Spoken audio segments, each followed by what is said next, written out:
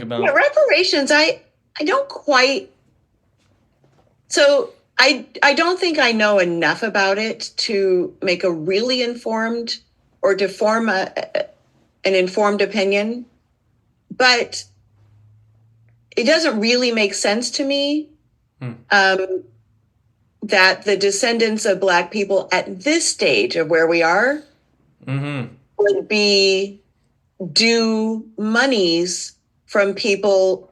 So let me back up. If we were, a day after the Emancipation Proclamation, if we were a year, Yeah. even 40 years Yeah. after that, Still where within the same things been, generation. Yeah. yes, the same generation, or maybe even the children of that Yes. generation. That is more clear to me as to how that would work.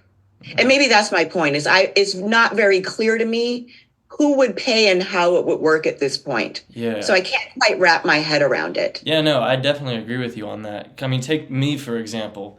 My mom's side of the family, we can trace our male lineage back 10 years. They were here pre-colonial times, pre-Civil War, or pre-Revolutionary War. But then Yeah, my dad's side of the family, both sides, his mom and dad, came here in the early 1900s. So it's like, right. am I owed half of my reparations? But then it's like, we can trace my male lineage on my mom's side. None of them were slave owners.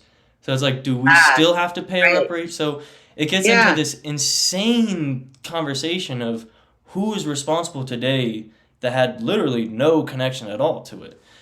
But yeah.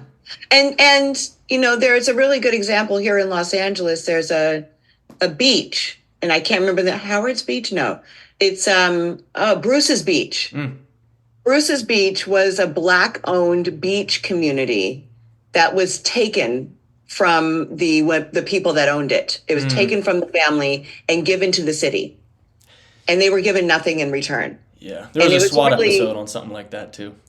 Yeah. yeah, yeah. And so now there's a white Jewish city councilwoman who got wind of this, who started this campaign to give Bruce's Beach back to its original, the families now, the ancestors of the people who owned it.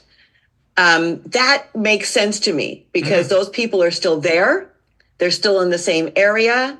They have documentation to the effect that this beach was taken from them. It's been noted. It's like I can see the chain and it Mm-hmm. makes complete sense to me.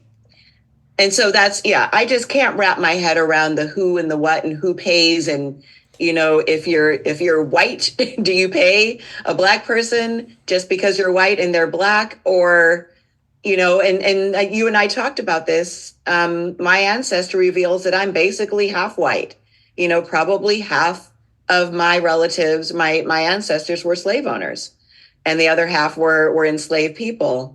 Yeah. So do you cancel out? You just get nothing. Yeah, yeah, yeah. I mean, yeah, it's confusing, I think. Yeah. And I'm not saying I'm against it. I can't wrap my head around how it would work. Because the issue is, and I guess the function of reparations is to have some kind of reconciliation, some kind of acknowledgement of bad in the past, and some kind of help to push forward and to make amends to bring people back up that were put down. Yes. And so, Yeah. still finding a way to do that makes sense. But I think when we don't identify what the real goal is and we just debate about reparations itself, we lose a lot of the real meat of the issue. Because then the Yeah. real meat of the issue isn't, you know, 5 generations ago. The meat of the issue is now. Like, okay, redlining, all these other things that you said that do have an effect one generation prior. Like the civil rights movement is probably one, maybe 2 generations ago at most. And before, Hmm. like, so there are real, I guess, tragedies that need to be understood better, I guess, and a Yeah. way to help it. What up, y'all? Thanks for watching this video. Be sure to subscribe, hit the notification bell, and slide on over to Amazon and check out my book, Behaving as Us.